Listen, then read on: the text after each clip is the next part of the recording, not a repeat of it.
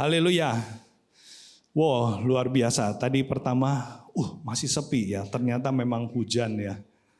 Tapi kita bersyukur Bapak Ibu Saudara ya. Kita masih diberikan kesempatan bisa berkumpul, bisa beribadah. Ini adalah anugerah yang terbesar dari Tuhan. Nah, saya mau bagikan apa yang Tuhan berikan di hati saya beberapa hari ini. Yaitu berkaitan dengan fokus kita di bulan ini ya. Di fokus tahun ini ada Growing Deeper Together ya. Dan di fokus untuk di bulan ini adalah Rooted in God's Love ya. Berakar di dalam kasih Allah. Dan hari ini temanya ada Power in Love ya. Kita mau lihat di Efesus 3 ayat 14 sampai 21 ya. Bapak Ibu Saudara, hari ini akan banyak firman Tuhan yang saya bacakan ya. Kenapa banyak sekali firman Tuhan ya? Kenapa nggak bisa baca sendiri? Oh tenang Bapak Ibu Saudara. Karena saya sangat percaya firman Tuhan itu sangat luar biasa. Dia bahkan sanggup membela dirinya sendiri ya. Nggak perlu dibantu oleh alibi manusia ya. Tapi dia bisa membela firman itu sendiri. Saya mau bacakan ayat demi ayat. Saudara sama-sama perhatikan karena ayat ini luar biasa. Kemarin minggu lalu Kak Budi juga bagikan ayat ini sebagai dasar dari fokus tahun ini. Saya mulai dari ayat 14. Ya. Efesus 3 ayat 14 mulai. Itulah sebabnya aku sujud kepada Bapa, yang daripadanya semua turunan yang di dalam surga dan di atas bumi menerima namanya. Aku berdoa supaya ia menurut kekayaan kemuliaannya menguatkan dan meneguhkan kamu oleh rohnya di dalam batinmu. Nah sampai di sini dulu saudara. Bapak Ibu Saudara perhatikan, ini Paulus sedang menulis surat kepada jemaat di Efesus. Ya. Kalau Bapak Ibu Saudara baca perikop yang sebelumnya, yang ayat 1 itu, judulnya itu perikopnya kalau dari TB ya, dikatakan rahasia panggilan orang-orang bukan Yahudi. Saya mau tanya siapa di sini yang orang-orang bukan Yahudi? Apakah ada orang Yahudi asli di sini? Kalau nggak ada, boleh angkat tangan kita semua yang bukan orang Yahudi asli ya. Ya. Ini ayat buat kita semua ya. Jadi memang Paulus ini menulis ayat ini dan dia menekankan sebuah pesan yang luar biasa di dalam doanya. Makanya dia mulai dengan itulah sebabnya. Kenapa? Karena dia tahu kepada siapa dia sedang bicara. Dan Paulus ini luar biasa ya. Dia katakan dia benar-benar sujud kepada Bapa. Dan dia katakan dia itu berdoa supaya Allah menurut kekayaan kemuliaan menguatkan dan meneguhkan kamu oleh rohnya di dalam batinmu. Luar biasa. Kalau dibaca ayat ini artinya doa Paulus ini sangat penting. Dia benar-benar seperti ngotot gitu ya. Tuhan aku berdoa Tuhan. Ini supaya engkau dengan kekuasaanmu itu meneguhkan hati jemaat di Efesus ya. Kenapa? Karena Paulus tahu yang bisa meneguhkan hati orang percaya di saat lemah banyak tantangan itu bukannya hiburan ya, bukannya kata-kata motivasi, bukan kalimat positif, bukannya, tapi hanya Allah yang bisa meneguhkan hati setiap orang percaya. Amin. Jadi Bapak Ibu Saudara kalau hari-hari ini ya masuk bulan Januari, emas jeblok kan gitu ya, kaget ya. Yang udah ngumpulin emas ya berpikir emas makin naik, jeblok gitu ya. Terus besok nggak ada yang tahu lagi ya, saham amburadul ya. Wah cuaca idem-idem ya gitu, nggak jelas ya. Yang namanya PJJ ya, wah supaya nggak banjir PJJ, giram PJJ ya malah terang. PJJ selesai malah hujan, pusing kan ya. Nah jadi istilahnya kita itu seringkali hati kita jadi galau ya. Berapa di sini mungkin Bapak Ibu Saudara kalau bangun tidur ya hatinya galau gitu ya. Nggak jelas gitu ya. Nah Paulus doanya supaya Allah itu yang meneguhkan hati kita. Jadi kalau Bapak Ibu Saudara mau cari hatinya nggak galau, jangan cari kemana-mana, cari Tuhan ya. Karena hanya Allah yang bisa meneguhkan kita. Lanjut, kenapa hati jemaat Efesus hati kita perlu diteguhkan? Dikatakan bahwa ayat 17, sehingga oleh imanmu Kristus diam di dalam hatimu dan kamu berakar serta berdasar di dalam kasih. Oh ternyata Paulus itu punya tujuan ya. Dia itu tahu Kalau hati orang percaya sudah diteguhkan oleh Allah sendiri ya. Saya percaya itu ada peristiwa profetis Bapak Ibu Saudara. Kalau hati manusia bisa nggak takut dari kondisi yang penuh tekanan dia mendadak nggak takut. Itu pasti ada sesuatu profetis terjadi buat orang itu. Itu bukan hasil karya manusia. Itu jelas-jelas Allah sendiri. Pada saat yang lain pada stres ya, kalau saya dengar bolak-balik kesaksian Pak Ari ya, ICU berapa lama ya, yang didengar ada meja kursi ranjang ya, kursi dipan itu keluar. Kenapa? Karena sudah meninggal satu demi satu ya. Dan dia ICU ya. Yang membuat Pak Ari itu bisa nggak ikut takut ya, tapi malah bisa kuat ya. ICU sekian hari ya. Itu saya percaya itu Allah sendiri tuh. Ada peristiwa profetis yang dialami Pak Ari. Dan saya percaya Bapak Ibu Saudara juga pernah mengalami itu. Dan dikatakan karena dengan Allah sendiri yang meneguhkan. Akhirnya oleh imanmu Kristus diam di dalam hatimu. Dan kamu berakar serta berdasar di dalam kasih. Nah ini dia.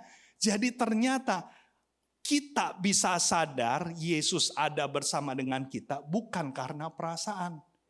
Puji-pujian lagi bagus, wah luar biasa. Puji-pujiannya naik, ya gitu ya. Naik kemana gitu ya, wah Tuhan hadir. Giran pas lagi, tadi kan gitu ya, soundnya mendadak hilang separoh kan ya. Siapa yang tadi mendadak melek ya. Lagi kusuk-kusuknya, lagi semangat-semangat. Seperti mendadak Allah pergi gitu ya. Gara-gara speaker hilang sebelah, Allah pergi. Lebih hebat speaker daripada Allah bisa ngusir Tuhan ya.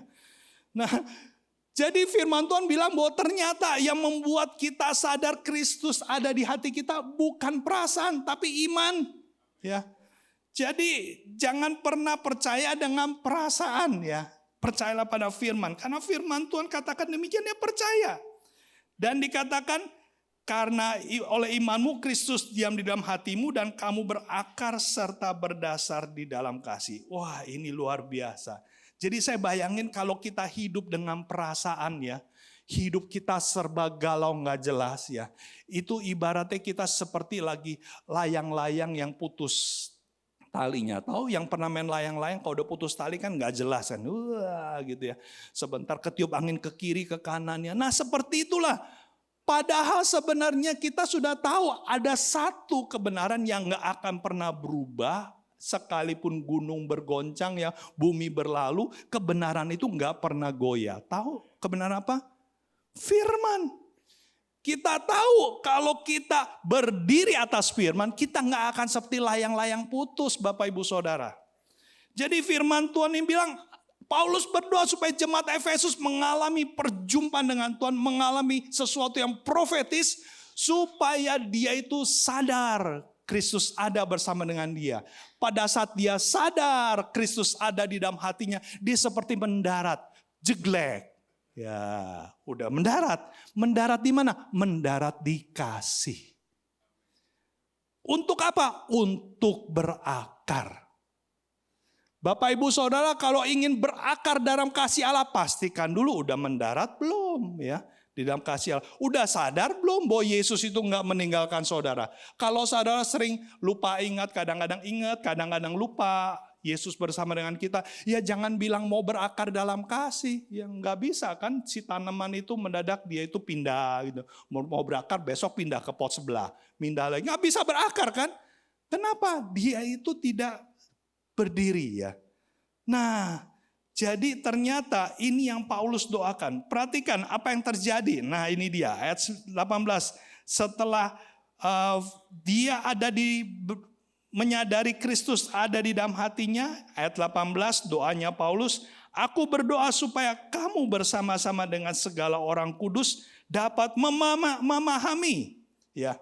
Betapa lebarnya, panjangnya, dan tingginya, dan dalamnya kasih Kristus. Ya, orang matematik langsung kebayang ya, dimensi ya. Dan dapat mengenal kasih itu sekalipun ia melampaui segala pengetahuan. Aku berdoa supaya kamu dipenuhi di dalam seluruh kepenuhan Allah. Jadi ternyata yang namanya berakar di dalam kasih adalah ini. Kalau bisa memahami ya. kalau bisa memahami betapa panjang, lebar, dalam, dan tingginya kasih Tuhan. Saya pakai istilah lainnya, kalau bisa memahami itu seperti gini, seperti membatin ya. Tahu membatin gak? Oh ternyata Tuhan baik ya. Oh iya ya, ternyata aku ngalami karena Tuhan punya rencana gini ya. Oh ternyata kemarin itu Tuhan gak tinggalin saya ya. Nah, pada saat kita sadar bahwa ternyata kasih Allah nggak berkesudahan buat kita, itulah saatnya kita memahami betapa panjang, lebar, dalam, dan tinggi. Disitulah kita mulai berakar dalam kasih. Nah, mau berakar? Berapa sering kita punya waktu memahami? Berapa sering kita punya waktu flashback? Ingat apa yang Tuhan lakukan. Bapak Ibu Saudara, tadi pada saat pujiannya saya ajak Bapak Ibu Saudara mengingat masa-masa saudara ngalami Tuhan. Mungkin pernah di ruangan ini ya. Tadi pada saat saudara yang kembali mengingat saudara dilawat Tuhan, dijamah Tuhan, kira-kira merasakan lagi gak kehangatan di hati? Merasakan kan? Kita seperti merasakan Tuhan itu ada dan memang Tuhan ada ya. Selama ini kita nggak merasakan dia nggak pernah berubah ya. Nah itulah sebabnya kita itu perlu memberikan waktu mengingat, imajinasi kita mesti dilatih. Itu yang namanya mendisiplin ibadah ya. Ingat, latih imajinasi kita mengingat ya. Pada saat kita mengingat, disitulah kita berakar. Luar biasa. Nah kalau kita baca ayat ini ya, kita pasti akan berpikir ini Efesus ini jemaat yang luar biasa. Memang betul. Karena Paulus pun juga puji ya di dalam pasal yang sebelumnya bahwa Efesus itu adalah jemaat yang luar biasa di dalam kasih dan juga iman ya. Tapi kita mau tahu ternyata jemaat Efesus ya buntutnya rada kurang bagus ya. Yuk kita lihat di Wahyu ya. Kita mau lihat Wahyu. Kita lihat Wahyu 2. Oke, kita lihat Wahyu 2 ya. Wahyu 2 ayat 1 sampai 7. Nah, ini saya bacakan ya. Ini judulnya apa? Kepada jemaat di Efesus ya.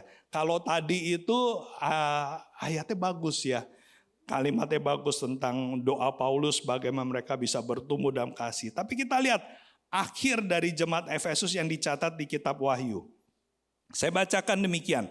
Tuliskanlah kepada malaikat jemaat di Efesus. Inilah firman dari Dia yang memegang ketujuh bintang itu di tangan kanannya. Dan berjalan di antara ketujuh kaki dian emas itu. Aku tahu segala pekerjaanmu, baik jerih payahmu maupun ketekunanmu. Aku tahu bahwa engkau tidak dapat sabar terhadap orang-orang jahat. Bahwa engkau telah mencobai mereka yang menyebut dirinya rasul. Tetapi yang sebenarnya tidak demikian. Bahwa engkau telah mendapati mereka pendusta dan engkau tetap sabar dan menderita oleh karena namaku dan engkau tidak mengenal lelah. Sampai di sini keren gak nih jemaat? Keren ya, radikal, tegas dengan nabi palsu. Tidak kenal lelah, kerja luar biasa. Tapi ya lanjutin ya. Nah, terus udah gitu, namun demikian ya. Ayat 4, aku mencela engkau karena engkau telah meninggalkan kasihmu yang semula. Sebab itu ingatlah betapa dalamnya engkau telah jatuh. Bertobatlah dan lakukan lagi apa yang semula engkau lakukan. Jika tidak demikian, aku akan datang kepadamu dan aku akan mengambil kaki dianmu dari tempatnya jikalau engkau tidak bertobat. Serem sekali ya. Ternyata jemaat Efesus meninggalkan kasih yang mula-mula. Apa sih itu kasih yang mula-mula? Beberapa terjemahan menyatakan bahwa itulah kasih yang paling murni, paling mulia. Kasih yang pertama yang kita pernah dapatkan. Karena Bapak Ibu Saudara perlu tahu, sebelum Yesus datang mati di kayu salib, dunia tidak kenal kasih. Karena 1 Yohanes bilang kasih itu ialah pada saat Allah memberikan anaknya mati di kayu salib, itulah kasih. Kenapa dunia tidak kenal kasih? Karena dunia ada di dalam dosa. Pada saat kita secara pribadi menerima Yesus di hati kita, itulah pertama kali kita itu mengenal kasih. Dan itulah sukacita terbesar. Karena kita tahu dosa kita sudah diampuni, Yesus mati menggantikan kita. Nah, inilah ternyata yang ditinggalkan oleh jemaat Efesus. Kok bisa ya mereka kerjanya hebat, pelayanan dahsyat luar biasa, kok bisa ditegur soal kasih ya? Oh ya bisa, kenapa? Ya kita juga banyak lihat kan ya, mungkin di tempat lain ya. Tempat lain gak jauh-jauh sih ya, di dekat-dekat kita juga ya. Mungkin kita juga sering lihat ya, orang di sekitar kita rajin pelayanan luar biasa ya. Wih ya, pelayanannya itu bagus ya. Luar biasa, setia datang ibadah, komsel, pemuritan, apalah judul program segala macam datang. Itu bagus ya. Tapi kalau dia nggak punya kasih lagi ya, itu cemplang ya. Itu nggak ada artinya. Kenapa? Kalau pertanyaannya kenapa dia lakukan itu? Akhirnya punya banyak motivasi. Kalau seseorang melakukan kegiatan rohani, nggak selalu untuk mengasihi Tuhan. Bapak Ibu Saudara, ya, kalau di dunia umumnya ya mereka banyak mencari eksistensi diri ya. Mencari nilai-nilai plus dengan mereka produktif segala macam. Jangan lupa di dunia rohani juga banyak ya. Menunjukkan bahwa dia itu lebih daripada yang lain ya. Kalau di medsos itu mengejar like gitu ya. Akhirnya semua kegiatan pelayanan itu dan juga kegiatan rohani itu bukan lagi untuk mengasihi Tuhan, tapi sebenarnya untuk mengasihi dirinya sendiri. Nah itulah yang terjadi di jemaat Efesus. Makanya firman Tuhan menegur di kitab Wahyu ini. Tapi lucu nih, coba perhatiin ya. Ayat selanjutnya ya. Kan itu kan teguran keras ya. Nah tegurannya udah gitu bilang apa lagi tadi tuh? Kalau enggak akan diambil kaki Dian. Kaki Dian itu apa sih? Kaki Dian itu adalah lambang kehadiran Tuhan. Wah, jadi kalau sampai jemaat kita itu hadirat Tuhan diangkat keluar ya. Waduh, enggak ada gunanya kalau Kristen tanpa Yesus. Tapi kita lihat apa yang terjadi. Ayat 6 bilang ini, tetapi ini yang ada padamu, yaitu engkau membenci segala perbuatan pengikut-pengikut Nikolaus yang juga aku benci. Kira-kira kalau Bapak Ibu Saudara baca nih Wahyu ini, nyambung enggak? Barusan Tuhan tegur keras bahwa dosa yang dilakukan oleh Efesus meninggalkan kasih mula-mula. Kembali lu dalam kasih yang mula-mula. Ingat lagi bahwa engkau sudah ditebus oleh dosa-dosamu itu oleh pengorbananku. Kan kurang lebih seperti itu. Kan seharusnya kalau kita ditegur Tuhan seperti itu, kita kan harus meresponi dong. Ya, Oke. Ya Tuhan, saya bertobat. Aduh, kalau Daud kan, wah dia tuh sampai dia benar-benar berduka ya, sangat respon sekali kan pada saat dia ditegur karena dia berzina kan dengan Batsheba kan, sampai dia bikin sebuah tulis ayat yang jadi lagu kan ya. Tapi ini lihat apa yang dilakukan jemaat Efesus. Dia dengar teguran Tuhan, cuma dengar, habis itu ayat 6-nya dia melakukan yang lain. Dia melakukan tanda kutip rutinitas radikalismenya jemaat Efesus, yaitu menentang pengajaran palsu. Bagus gak? Bagus. Tapi gak bagusnya dia gak memperhatikan apa yang Tuhan suruh. Bapak Ibu Saudara, pada saya dapetin ini ya. Saya merenung. Saya juga sering seperti ini.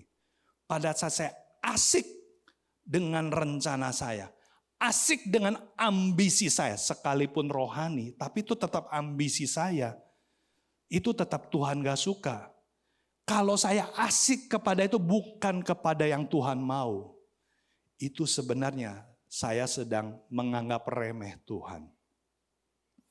Bapak Ibu Saudara, kalau yang pernah ke Israel, ke Turki tahu sekarang itu Efesus seperti apa. Sudah jadi puing. Mayoritas bukan orang percaya di sana. Jadi ternyata mereka ini jemaat Efesus padahal mereka sudah mendapatkan sesuatu yang profetis. Allah berfirman kan, sesuatu yang profetis disampaikan, tapi mereka enggak memilih untuk sadar. Dan akhirnya mereka kehilangan kasih mula-mula. Nah, terus kita gimana dong ya? Pada saat kita, kalau lagi hati kita lagi jauh dari Tuhan, ya kita gimana supaya kita bisa kembali, hati kita haus kembali, hati kita bisa dekat sama Tuhan lagi. Nah, kita mau lihat kisah dua murid Yesus ya, yang berjalan ke Emmaus di Lukas 24.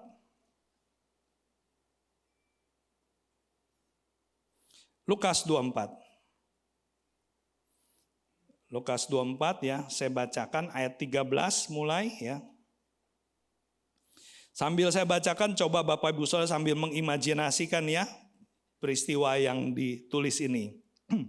Judulnya Yesus menampakkan diri di jalan ke Emmaus.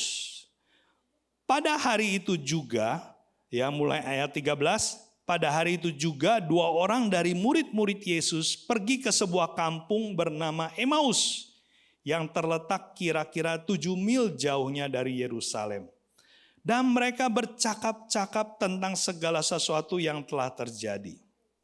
Ketika mereka sedang bercakap-cakap dan bertukar pikiran, datanglah Yesus sendiri mendekati mereka. Lalu apa? Berjalan-jalan bersama-sama dengan mereka. Logikanya, kalau kita ketemu dengan orang yang kita kenal, misalnya Bapak Ibu Saudara lagi jalan di mall, ketemu Kak Billy di depan nama Kak Agnes. Apa yang kita lakukan? Langsung kita sapa, Kak Billy, Kak Agnes, betul kan? Kecuali saudara amnesia. Betul kan ya? Selama kita nggak amnesia, maksudnya kita jadi lupa ingatan, kita kan langsung nyambut dong, kita kenal ya. Ya. Apalagi orang-orang yang punya jasa besar buat hidup kita ya. Yesus punya jasa luar biasa buat murid-muridnya, ya. Tapi kita lihat, ya. Terus udah gitu, ayat 16. Tetapi ada sesuatu. Nah, tetapi ada sesuatu yang menghalangi mata mereka. Oh, ini dia, ini masalahnya. Sehingga mereka apa? Tidak dapat mengenal Yesus. Waduh, luar biasa. Yesus berkata kepada mereka, apakah yang kamu percakapkan sementara kamu berjalan? Maka berhentilah mereka dengan muka muram. Ayat 18, seorang dari mereka namanya Kleopas menjawabnya, adakah engkau satu-satunya orang asing di Yerusalem yang tidak tahu apa yang terjadi di situ hari-hari belakangan ini? Katanya kepada mereka, apakah itu? Tuhan Yesus ini menanyakan, jadi apa? Padahal sih dia tahu banget ya. Tapi dia tanya lagi ya. Jawab mereka, apa yang terjadi dengan Yesus? Orang Nazaret, dia adalah seorang nabi yang berkuasa di dalam pekerjaan dan perkataan di hadapan Allah dan di depan seluruh bangsa kami. Tetapi imam-imam kepala dan pemimpin-pemimpin kami telah menyerahkan dia untuk dihukum mati dan mereka telah menyalibkannya. Nah, ayat 21-nya menarik. Padahal kami dahulu apa? Mengharapkan bahwa dialah yang datang untuk membebaskan bangsa Israel. Tetapi sementara itu telah lewat 3 hari sejak semuanya itu terjadi. Jadi ternyata ini dua muridnya punya mimpi, punya ekspektasi. Boya Tuhan Yesus datang, lu kan Raja Israel. Wah, mesti dia langsung organisir semua orang Israel, kita mimpin pemberontakan. Wah, pakai mujizat segala macam, api dari langit, bakar tentara Romawi. Kan gitu di impiannya. Mereka bisa menang, wah, mengalahkan Roma. Tapi ternyata kan sebaliknya. Yesus yang dibayangkan itu malah disalib. Ya. Jadi ternyata mereka punya ambisi. Ya. Mereka punya rencana buat Tuhan. Hebat ya. Kadang-kadang kita gitu ya. Tuhan, ini minggu depan saya mau pergi liburan. Tuhan tolong ya Tuhan supaya tidak hujan, perjalanan semua lancar ya. Semua THR saya sudah keluar. Tolong ya Tuhan ini nih, tolong tekan Tuhan. Nah. Tapi berapa sering ternyata itu semua di luar rencana. Mendadak sebalik yang terjadi, hujan gede, Ya. Terus mendadak nggak bisa liburan, longsor di sana, THR nggak turun-turun. Nah, ya Tuhan, kenapa Tuhan jahat ya? Tuhan jahat? Enggak. Yang jahat siapa? Kita. Kita kepingin Tuhan melakukan maunya kita. Sebenarnya ternyata kita itu tidak mengasihi Tuhan. Kita mengasihi diri kita sendiri. Itu yang terjadi di dua murid ini. Ternyata dua murid ini dia tidak mengasihi Allah. Dia juga sudah meninggalkan kasihnya yang semula seperti jemaat Efesus. Itulah sebabnya nggak bisa lihat Yesus. Dia nggak mendarat di kasih itu. Dia nggak bisa berakar dalam kasih. Imannya nggak bisa melihat ada Yesus. Kenapa? Isi hatinya bukan iman tapi ambisi, ego. Bapak Ibu Saudara, kalau hidup kita jalani itu ditentukan oleh rencana kita, bukan rencana Tuhan. Hati-hati, selubung itu akan menutupi hati kita. Kita nggak bisa kenal Yesus seperti dua murid ini. Kita nggak tahu dia ada sama kita. Nah, terus udah gitu lihat. Nah, udah gitu ya, saya lanjutin lagi. Tadi itu ya, setelah itu ayat berapa tadi itu? Ayat 21 ya, 21. Oke. Nah, 22. Tetapi beberapa perempuan dari kalangan kami telah mengejutkan kami. Pagi-pagi buta mereka telah pergi ke kubur dan tidak menemukan mayatnya. Lalu mereka datang dengan berita bahwa telah kelihatan kepada mereka malaikat-malaikat yang mengatakan bahwa ia hidup. Dan beberapa teman kami telah pergi ke kubur itu dan mendapati bahwa memang benar yang dikatakan perempuan-perempuan itu, tetapi dia tidak mereka lihat. Lalu Yesus berkata kepada mereka, "Hai kamu orang bodoh, betapa lambatnya hatimu sehingga kamu tidak percaya segala sesuatu yang telah dikatakan para nabi. Bukankah Mesias harus menderita semuanya itu untuk masuk ke dalam kemuliaannya?" Lalu ia menjelaskan kepada mereka apa yang tertulis tentang dia dalam seluruh kitab suci. Wah, ini perjalanannya itu dari Yerusalem ke Emmaus itu seperti kita dari KTC ke PRJ. Nah, jadi bayangin perjalanan jauh ya kalau jalan kaki. Terus kemudian ayat 28, mereka mendekati kampung yang mereka tuju. Lalu ia berbuat seolah-olah hendak meneruskan perjalanan. Ini saudara perhatikan, udah ditegur sama Tuhan. Ya, ditegurnya keras kan? Ditegurnya apa? Hai kamu orang bodoh, tapi masih belum sadar. Masih belum kenal Yesus kan? Berapa sering kita dengar khotbah luar biasa, yang khotbah sampai muncrat ya. Wah, kita rasanya ini khotbah luar biasa, tapi tetap aja dosa jalan terus. Ya. Kenapa? Karena ternyata sama. Nah, tapi Tuhan Yesus ya, pada saat berbuat seolah-olah hendak meneruskan perjalanan, lihat ayat 29. Tetapi mereka sangat mendesaknya. Katanya, tinggallah bersama-sama dengan kami sebab hari telah menjelang malam dan matahari hampir terbenam. Lalu masuklah ia untuk tinggal bersama-sama dengan mereka. Jadi ternyata kedua orang ini walaupun belum bisa lihat Tuhan, tapi mulai ada kerinduan untuk bisa. Kenapa ya kok rasanya kita ada yang salah nih, kita butuh ngobrol lagi sama orang ini ya. Itulah ada kerinduan. Kalau Bapak Ibu Saudara punya kerinduan karena sadar kita bermasalah hidup kita bermasalah dengan iman kita, itu adalah hal yang baik. Itulah waktunya ambil waktu pribadi. Nah kemudian setelah ayat 30, waktu ia duduk makan dengan mereka, ia mengambil roti, mengucap berkat, lalu memecah-mecahkannya dan memberikannya kepada mereka. Apa yang dilakukan Yesus? Yesus sedang melakukan sebuah tindakan profetis. Kenapa? Itu sebuah peristiwa yang akan membawa imajinasi mereka langsung kembali pada saat perjamuan terakhir. Itu membuat mereka ingat kembali penyaliban Yesus. Membuat mereka ingat kembali dosa mereka sudah ditebus. Yesus mati membebaskan mereka dari ikatan dosa. Peristiwa profetis itulah yang ayat 31 terjadi. Ketika itu terbukalah mata mereka. Mendadak sontak selubungnya terbuka. Yesusnya nggak berubah. Saudara pernah? Yesusnya nggak berubah. Yang berubah adalah mereka ini, dua ini. Selubungnya dia. Yesus nggak pernah berubah Bapak Ibu Saudara. Yang perlu berubah kita. Yang perlu berubah selubung hati kita mesti diangkat. Kita perlu sebuah peristiwa profetis pribadi buat kita. Dan dikatakan ketika itu terbukalah mata mereka dan mereka pun mengenal dia tetapi ia lenyap dari tengah-tengah mereka. Kata mereka seorang kepada yang lain, bukankah hati kita berkobar-kobar ketika ia berbicara dengan kita di tengah jalan ketika ia menerangkan kitab suci kepada kita? Dan akhirnya mereka itu begitu semangatnya mereka balik lagi. Udah sampai ke Emmaus mereka balik lagi ke Yerusalem. Untuk apa? Untuk cerita. Mereka semangat. Mereka bersuka cita. Nah Bapak Ibu Saudara. Kita semua membutuhkan sesuatu yang profetis. Kita butuh Allah jamah kita Bapak Ibu Saudara.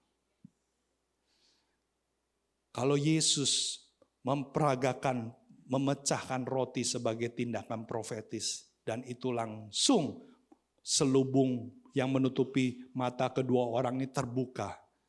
Kita pun butuh sebuah tindakan profetis. Memang kalau setiap kayak perjamuan kudus kita akan diingatkan. Itu salah satu tindakan profetis. Kita diingatkan bagaimana Yesus sudah mati buat kita. Tapi masih banyak tindakan profetis yang Allah bisa gunakan. Untuk membawa kita ingat kembali betapa dahulu kita orang berdosa. Kita nggak mampu untuk menghapuskan dosa kita. Nggak bisa lah kita berbuat baik itu bisa melebihi perbuatan jahat kita. Nggak baik, nggak ada tuh istilahnya timbangan kita bisa jadi plus nanti di akhirat ya. Ke perbuatan baik kita lebih baik daripada perbuatan jahat. Nggak bisa. Perbuatan jahat kita lebih banyak, nggak bisa.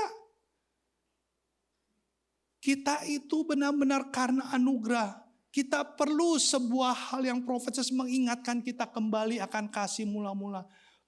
Bagaimana Allah membebaskan kita dari ikatan dosa. Dan dia berikan darah yang menyelamatkan kita. Menebus kita. Nah Bapak Ibu Saudara, habis ini kita akan melihat sebuah hal yang profetis lain. Yaitu sebuah tarian. Kalau Bapak Ibu Saudara sungguh-sungguh rindu, kepingin ada jamahan Tuhan secara pribadi di hati. Karena saudara sadar, hanya Tuhan yang bisa mengubah hati saya. Hanya Yesus sendiri yang bisa mengangkat selubung mata rohani saya supaya saya bisa kembali bergairah. Menyadari Tuhan ada bersama saya. Minta saudara, pada saat nanti saudara menyaksikan tarian ini tarian ada tarian profetis. Di mana bukan hanya gerakan tapi lirik lagu dan ritme musiknya. Saudara benar-benar perhatikan. Biarkan imajinasi saudara dibawa oleh musik, kata-kata dan gerakan tarian. Biarkan nanti kalau Roh Kudus jamah saudara, saudara ingin menangis, biarkan air mata itu turun Bapak Ibu Saudara. Jangan pusing dengan orang kiri kanan, jangan pusing karena belum tentu saudara punya waktu seperti hari ini. Belum tentu saudara punya kesempatan seperti hari ini. Jadi biarkan saat saudara nanti melihat, saat saudara nanti mendengar, biarkan imajinasimu bekerja dan biarkan Roh Kudus berbicara buat kita. Mari kita saksikan tarian.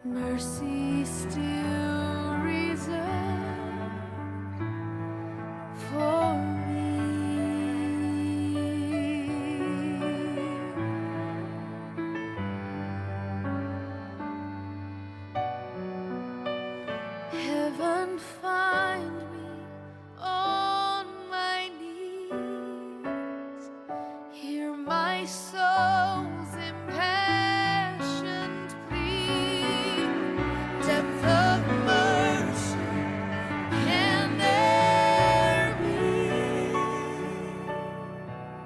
Mercy still reserved, mercy still reserved, mercy still reserved for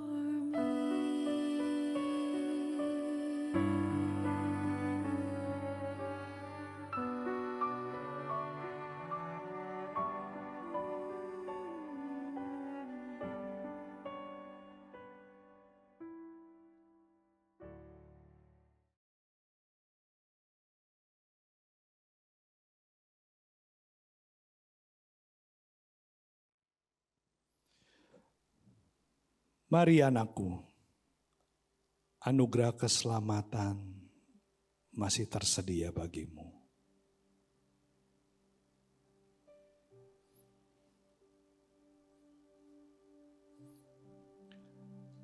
Aku telah mengorbankan hidupku sendiri di kayu salib untuk menggantikan semua ikatan dosa itu.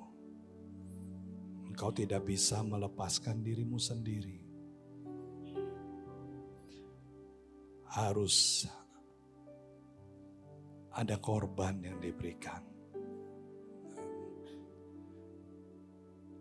Lepaskan dan serahkanlah.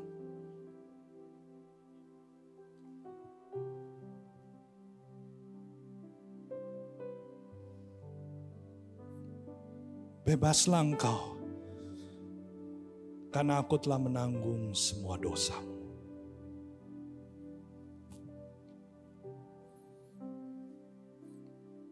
Kasihku, kasih Allah tidak pernah meninggalkanmu.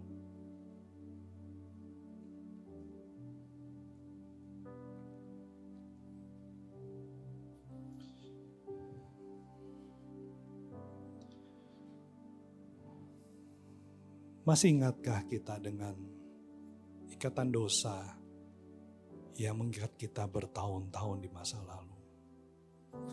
Yang membuat kita melihat hidup kita hina, tidak layak di hadapan Allah. Yang seringkali membuat kita tidak bisa tidur karena dosa. Masih ingatkah saat engkau menerima karya keselamatan itu? Buat engkau yang ingin bersyukur dari hatimu, buat penebusan yang telah dilakukan Yesus buat dosa-dosamu, yang telah membebaskan engkau dari ikatan dosa, kau bisa bangkit berdiri tempatmu. Ungkapkan dalam doa pribadimu di hatimu. Ucapkan syukur. Biarkan selubung itu membuka matamu.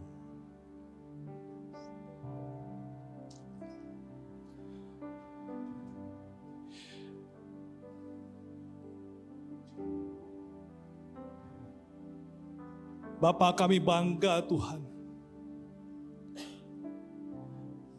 Karena kasih-Mu, karena pengorbanan Yesus di kayu salib, telah membawa hidupku bebas dari dosa. Aku yang tadinya tidak punya harapan, hidupku gelap. Tapi sekarang aku sudah mendapatkan terang itu.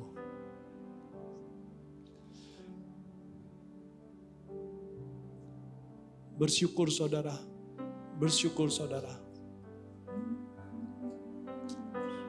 Terima kasih, terima kasih. Terima kasih Tuhan. Terima kasih Tuhan. Terima kasih Tuhan.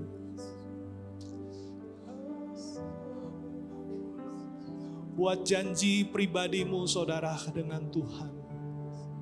Perbarui komitmenmu. Kalau engkau sungguh-sungguh sadar, Tuhan, aku tahu gak ada lain selain kasih-Mu yang bisa membuatku hidup. Aku mau berakar di dalam kasih-Mu. Aku mau belajar memahami betapa panjang, lebar, dan dalam dan tingginya kasih-Mu. Aku mau belajar menyediakan waktu mengingat kebaikan-kebaikan-Mu. Kalau engkau mau ambil komitmen itu, perbaharui komitmen-Mu pagi ini, Bapak Ibu Saudara. Itu tandanya engkau menghargai apa yang Yesus lakukan buat hidupmu. Itu tandanya engkau tidak menyepelekan kehadiran Yesus yang tidak pernah meninggalkan engkau. Jangan seperti jemaat Efesus yang tidak memandang penting setiap hal yang Allah berikan buat hidupnya.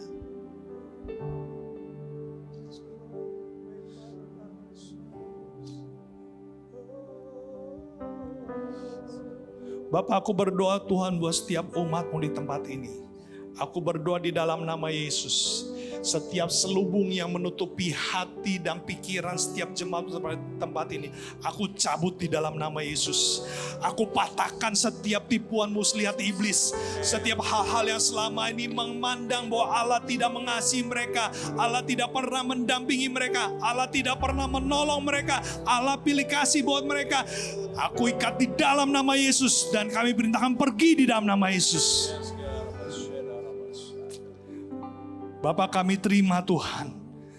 Kami terima dengan iman bahwa Engkau sangat mengasihi kami. Tidak ada pribadi lain yang sangat mengasihi kami selain Engkau Tuhan. Yesus, pengorbanan-Mu itu sangat besar bagi kami. Kami bersyukur, kami tahu bahwa masa depan kami ada. Kami tidak takut menjalani tahun ini Tuhan. Karena apapun yang terjadi Engkau ada bersamaku. Karena Engkaulah adalah kubu pertahanan. Engkaulah kota perlindunganku. Engkaulah menara penjagaku Tuhan. Engkaulah satu-satunya Tuhan. Bapa, kami mau serahkan ini, kami mau taruh harapan kami ini dalam-Mu. Terima kasih Tuhan, terima kasih Tuhan. Kita yang mau bersyukur, kita yang percaya bahwa Dia ada Allah yang menjaga kita. Kita mau berikan tepuk tangan buat Dia. Haleluya. Mari Bapak Ibu Saudara, kita mau bersukacita, kita mau katakan, ini sukacitaku.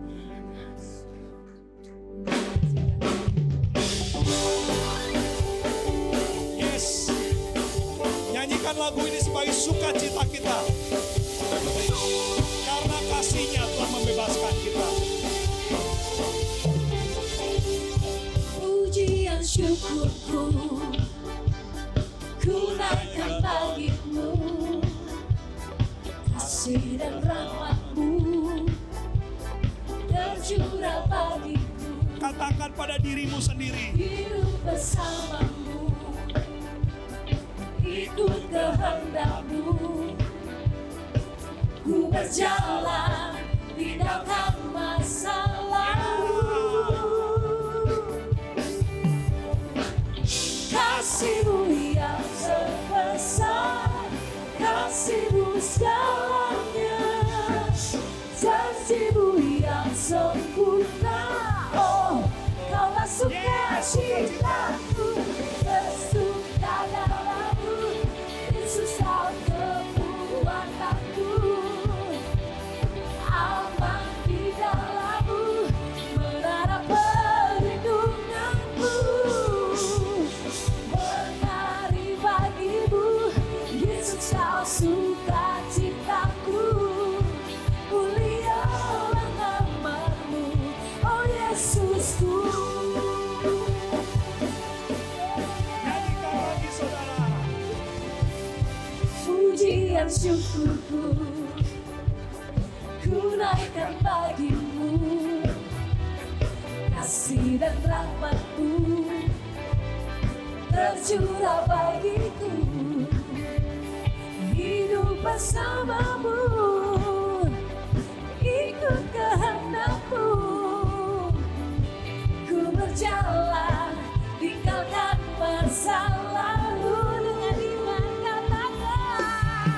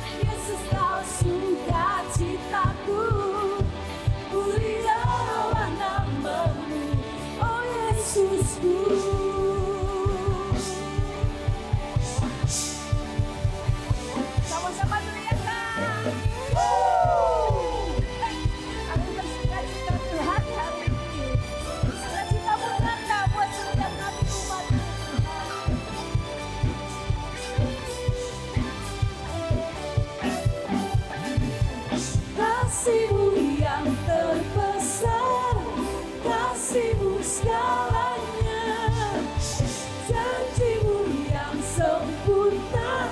Oh, Kaulah sukacitaku, sukadaku, Yesus Kau kekuatanku, aman di dalam-Mu, berharap perlindungan-Mu, menari bagi-Mu, Yesus Kau sukacitaku, mulialah nama-Mu. Oh, oh, oh, oh, bersuka dalam-Mu, Yesus Kau kekuatanku, aman di dalam-Mu, berharap perlindungan-Mu, menari bagi-Mu, Yesus Kau sukacitaku, mulialah nama-Mu, Kaulah sukacitaku, mulialah nama-Mu, oh Yesusku.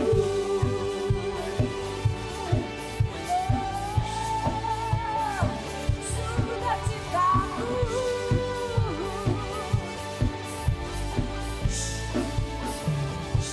sukacitaku.